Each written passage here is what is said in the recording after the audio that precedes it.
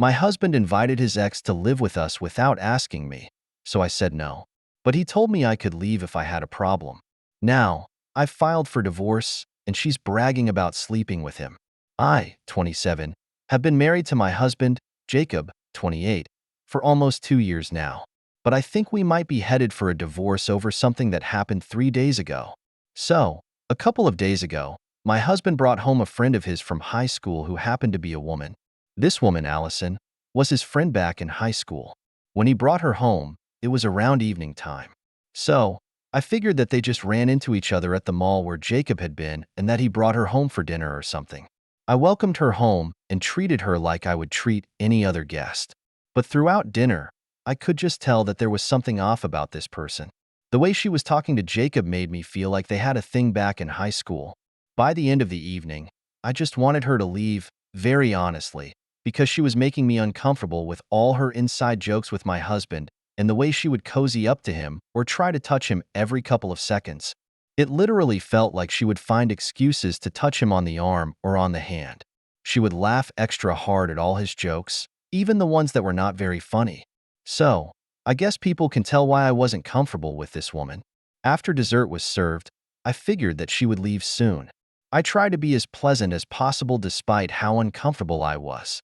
But 2 hours passed, and at around 10, when she still hadn't left, I pulled Jacob into a corner and asked him what the hell was going on. This was weird since she just wasn't leaving. Only when I asked did Jacob tell me that he had actually invited her home because she had been evicted from her house. She hadn't paid rent for the past 4 months, and now apparently, she was going to spend the night at our house and probably the next couple of days as well until she found another apartment she could move into. He also told me that she hadn't run into him at the mall like I had believed, but in fact, they'd reconnected on social media and had been talking online for weeks before this. This is how he found out that she was looking for a place to live and offered to let her move in with us for the time being. I was obviously annoyed about it and asked him why he hadn't consulted with me before offering to let her move in. I also told him that I wasn't comfortable with the idea of her living with us in our home because she had made me feel uneasy throughout the evening with her odd behavior around Jacob. He tried to downplay it and told me that I was just being crazy, that he was only helping out a friend in need. But I told him that I wanted her to leave, and I wasn't going to put up with this. I insisted that he'd talk to her and tell her to go, but he told me that he had already promised her and he couldn't break her heart this way. Apparently, all her stuff was in the car, and she had moved out of her apartment that very day. He had helped her move out and couldn't just tell her that it wasn't happening. He was acting really weird and squirrely, so I asked him to be honest with me and tell me who this Allison was. As it turns out, I've been right all along about her having a thing with Jacob back in high school because he confessed that she was actually his ex-girlfriend from when he was in his senior year. They'd broken up just because he had to leave for college. I kind of freaked out at him when he told me that because the last thing I wanted was for his ex-girlfriend to live with us, especially when it felt like she still had a thing for him. He promised me that he and Allison were over and had been over for a long time, but that did nothing to ease my insecurity. I told him that I wanted out, and I wanted her out right away. I was pretty pissed off, and I sounded like it too. I expected him to take me seriously, but instead, he turned around and told me that he wasn't kicking her out. If I had a problem with Allison living with us, then I could leave instead. He told me that he was just trying to help out a friend in need, and if I was so insecure that I couldn't even handle that, then I was the problem here, and I should go. After saying that, he walked out of the room and left me alone in the bedroom. I was shocked that he was choosing Allison over me, his wife of 2 years. We'd even been in a relationship for almost 3 years before we got married. So I think I should be a lot more important to him than some girl he dated in high school for a year before he left for college. I was stunned after he told me to leave and had nothing to say for a couple of seconds. When I went back into the living room, I saw that he was sitting on the couch beside Allison, and they were laughing at some sitcom that was playing on the TV. Allison even had the audacity to tell me to come sit beside them, and then she scooted over so that she'd be sitting really close to Jacob. I would have to sit beside her while she cozied up to my husband. After she said that, I left and went back into the bedroom, packed some of my stuff in a bag, and walked out into the living room. I didn't even care that Allison was right there. I told Jacob that he could either kick her out immediately and we could talk about this, or I would be leaving. He said nothing and just pursed his lips, choosing to look the other way while Allison got up and started speaking to me in a really falsely sweet voice. She told me that she didn't intend to cause any problems, that she was just an old friend, and that's how it was going to be. And then she turned around and asked Jacob, "Right, Jake?" Now, I know that Jacob hates it when people call him Jake, but when Allison said it, he didn't seem to have any problem with that. I just sighed and walked out of the door, slamming it shut behind me as loudly as I could. Jacob didn't even chase me or try to stop me, and of course, neither did Allison because this is obviously what she wanted all along. It was a little creepy, but once I was out of the door, I decided to linger and check out what was going to happen inside the living room once I was gone. I know it seems crazy, but I really felt in my gut that this was something I had to do. Lucky for me, I could peek through the curtains since we never really shut them entirely. I saw that as soon as I had left, Alice and Jacob sat side by side. I could barely hear it, but they were having some conversation which was definitely about me.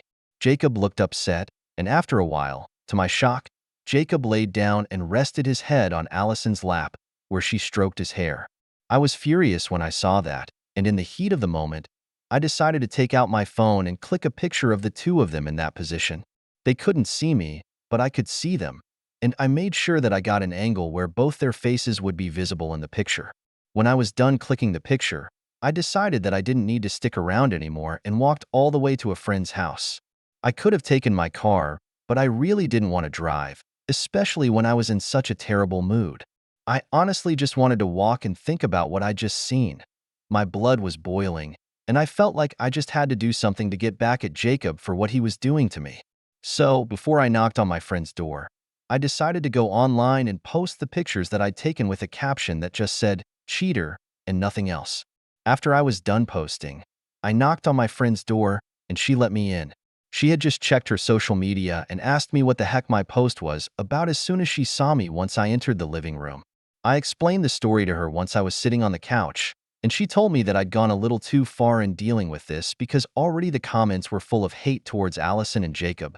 She told me that while she agreed that Jacob needed to be called out, posting a personal picture of them that was so intimate was probably not the best way to go about the situation. She also mentioned that I could get into legal trouble for it if it actually came down to that.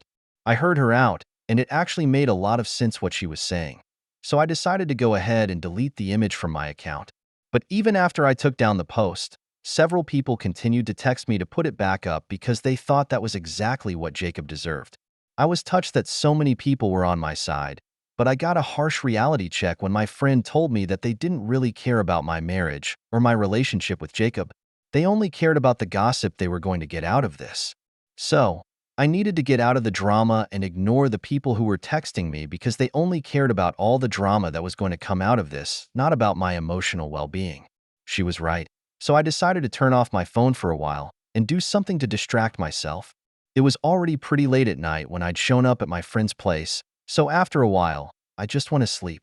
When I woke up the next morning, my friend told me that Jacob was waiting for me outside in the living room.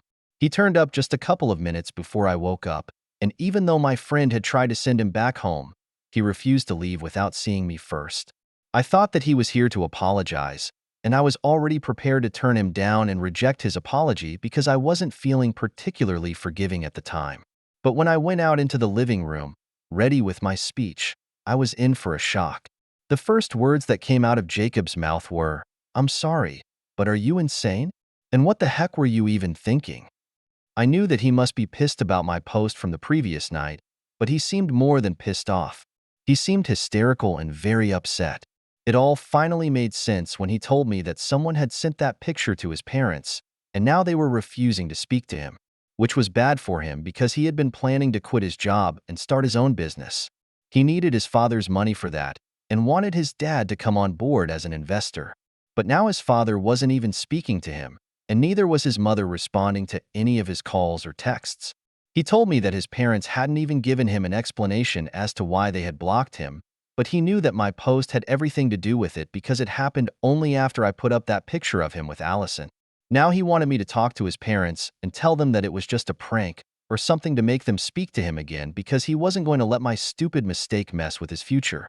I probably would have apologized to him had he not demanded that I speak to his parents and make everything all right again. Because honestly, After what he'd done the previous night, I didn't think he was in any position to make demands like that. It really pissed me off how entitled he was acting. So I told him that he deserved this because he'd been cheating on me. To that, he said that Allison was literally nothing but just a friend and I was reading too much into this. He then accused me of being insecure, jealous, and toxic, and even told me that after I left, Allison had been comforting him, which is why he had rested his head on her lap. That was it. They hadn't done anything funny together after I left because that's just not him. I told him that I didn't trust him and I didn't believe a single word that was coming out of his mouth. I told him that he needed to leave because I had no interest in carrying on this argument and wasting my day. As far as I was concerned, he'd been emotionally involved at the very least with Allison, and I couldn't take that. I saw it with my own two eyes, and there was just no covering it up anymore. Even if I ignored the fact that he had rested his head on her lap and somehow put that image out of my head, I wouldn't be able to forget that he had chosen to let her stay with us even after I told him that I was uncomfortable with that idea. I had even given him the ultimate choice to pick between us, and he'd picked Allison. I wasn't fine with that, and I don't think any other woman in my position could have ever been okay with something like that. I told him to leave, and he did leave, but not before telling me that this wasn't over, which sounded like a threat.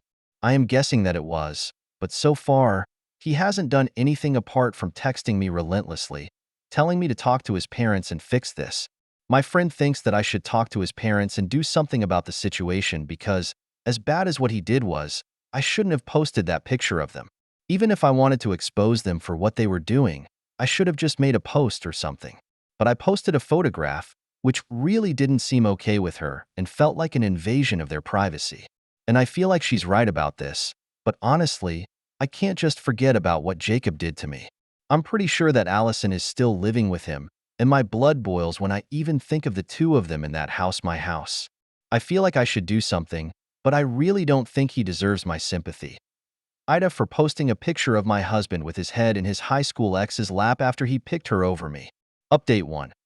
Hey, so I decided not to talk to my in-laws and do anything about this because, like I said in my original post, I really don't think my husband deserves anything good to happen to him right now. If he wants the situation to be fixed, he's going to have to do something about it himself because I ain't the one to go running to his parents asking them to forgive him when I myself don't forgive him. It's been 4 days since I posted, almost a week since he brought Allison home. I'm pretty sure that she's still living with him because I created a fake account to stalk her, and I found out that all her recent stories that she's uploaded have a very familiar background. All those pictures have been clicked in and around my house, so I know that she's still there. I can't imagine the audacity that Jacob has to still let Allison live in our house even after everything that has happened. But to be fair, everything that could go wrong has already gone wrong. So he might as well stay with her because now I think we're at the point of no return. I can't imagine myself going back to him at any cost, and he's probably not even going to try. So far, he has only been texting me to convince me to talk to his parents.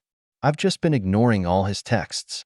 I haven't found it in me to block him yet, but I will soon enough, as soon as I'm ready to cut him out of my life entirely.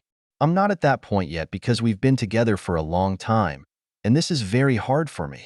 I was angry in my original post, but now that all the anger is gone, all I feel is heartbroken because this is the end of my marriage, and I know it. The funny thing is that I'd never even seen this coming. A lot of you had asked me if there were any signs of him being bored or wanting to be with another person, and to be honest, there had never been any signs. At no point did I ever think that he didn't want to be with me. His cheating on me was something I had never even imagined in my worst nightmares. It was literally that unlikely. He and I have been in love for years, and he was pretty much head over heels in love with me before he even asked me out. It was me who took a while to say yes to him, but once we were together, there was just no looking back. And now this is where it ends. I really never could have seen this coming. So to say that I'm shattered wouldn't be enough to explain how I really feel about my marriage ending like this. My friends have been very supportive, and so have my parents, and I am grateful for that. I just hope that I'm able to stay strong through the divorce as well. I've already filed for divorce. It's been a day since then, and I have got to say, I don't feel as relieved and confident as I thought I would. All I feel is stressed out and worried about what is going to happen. I'm still living with my friend and I'm working from home because I don't have the energy to go outside right now. Update 2. Jacob was served with the divorce papers today. He called me to ask me if I was serious about this, and I said yes. Then he started screaming at me on the phone. I had to take it away from my ear because he was being so loud. He told me that I was taking this too far and tried to convince me that there was nothing going on between him and Allison. So, I asked him if he was still letting her live in our home. He hesitated a little, but then confessed that he had indeed been living with Allison ever since I left. He told me that she had been his emotional support, apparently after I stormed out. I couldn't help but laugh when he said that, and I pointed out the irony in what he was saying because, had it not been for Allison and their weird little friendship, then he probably never would have needed any emotional support in the first place. He got very upset when I said that and told me that Allison always spoke very highly of me. So it was disappointing for him to hear me treat her like a competition instead of a friend. I told him that I didn't care about what Allison thought about me. In fact, none of this was about Allison. This was about him and our relationship. I told him that I was getting a divorce from him, not from Allison. He was the one who had let me down. I couldn't care less about that woman, even if I tried, but I did expect certain things from my husband, and he had failed to live up to those expectations. I expected a certain amount of loyalty from him, and I expected him to prioritize my feelings and our marriage over his friendship with his high school ex-girlfriend. He told me that I was being unfair and unreasonable. He told me that Allison was literally nothing but a friend, yet again, as if that was going to change anything. He then asked me what I would do if I had been in the same position as him, where a friend of the opposite gender had asked me for help. I told him truthfully that I would have tried to help to the best of my abilities, but if my husband felt uncomfortable, then I wouldn't hesitate to pick my marriage over my friendship. To me, my marriage was the top priority, and he had shown me that it was not the same for him. I would rather be with someone who I was on the same page with, especially about important things like this. He began to sound really exasperated and told me that I was getting way too emotional about these things, and that I needed to learn to deal with my feelings like an adult instead of being a baby, crying and then storming out without even a discussion, just because things were not going my way. He tried to then lecture me about how life isn't fair and blah blah blah, but I wasn't interested in hearing that, so I disconnected the call. I was about to block him when he sent me a text saying that I was being immature and that I really wasn't the victim here. If anything, he was the victim because thanks to my irrational decision to post that picture, his parents were not speaking to him anymore and he had to put his business idea on hold. He told me that he expected an apology at the very least from me, but he hadn't even received that, and instead, I'd sent him divorce papers just to make him feel bad for helping a friend. So I texted back instantly and told him that I was really sorry for posting that picture. And then I said that to make it even, I'll just post a picture of myself with my guy friends, where I'm being inappropriately close with them. Maybe that'll help him see things how I see it. And then I blocked him, so that's done with. Update 3. Well, we're in the middle of settlement negotiations right now. There's still a while to go before the divorce is finalized. But yesterday, I received a text from Allison saying that she was really sorry because she'd accidentally ended up sleeping with Jacob. She claimed that he had been having a really hard time with the divorce and everything, so she was trying to comfort him, and it just happened. Of course, I didn't buy any of it, and I knew that she was saying it just to rub it in my face. There was no way that they were doing this for the first time after living together for more than 3 weeks. But I didn't care because I was getting rid of him, and she was going to be stuck with him. She could keep him. I didn't really want him anymore, anyway. And I'm sure that guy who has cheated once will cheat again without a second thought. Besides, if he cheated on me, his wife of 2 years, then Allison would have to be pretty delusional to believe that he wasn't going to cheat on her at some point. But whatever, it's just none of my business anymore. I'm out of here.